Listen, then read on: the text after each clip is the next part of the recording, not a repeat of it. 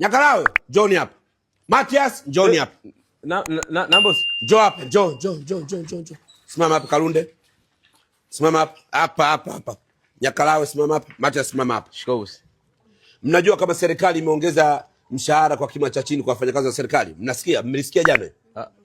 Hujasikia? Uzio tu umesikia? Wewe kuto unaangalia mipira na movie.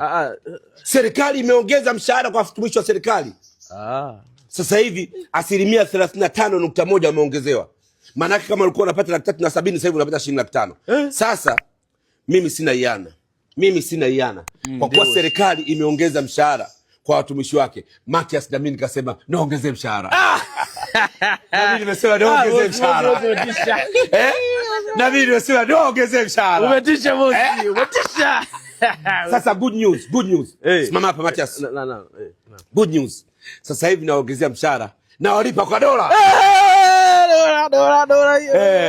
Kwa hiyo leo tarehe 2. Unajua dola? Dola kwa sababu serikali imeongeza mshahara kwa watumishi wa serikali wanapata shilingi 500,000 na nyinyi mlikuwa mnapata laki. Leo naongezea mshahara na walipa kwa madolari. Sema madolari.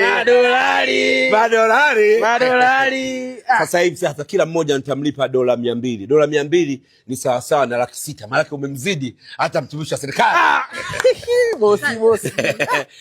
Dola 200. Dola 200. Kikubwa zingatieni kazi zenu. Zingatieni kazi. Wewe mtumishi wa serikali, hakikisha unaamka saa 12 mapema, unatoka saa 11:30 kazini kwa sababu ndio wajibu wako. Hawa wanaingia kuanzia asubuhi, alfajiri mpaka saa 6 usiku kazi yao kunihudumia. Call me DC Mwijaku, kipenzi cha Watanzania. Hala.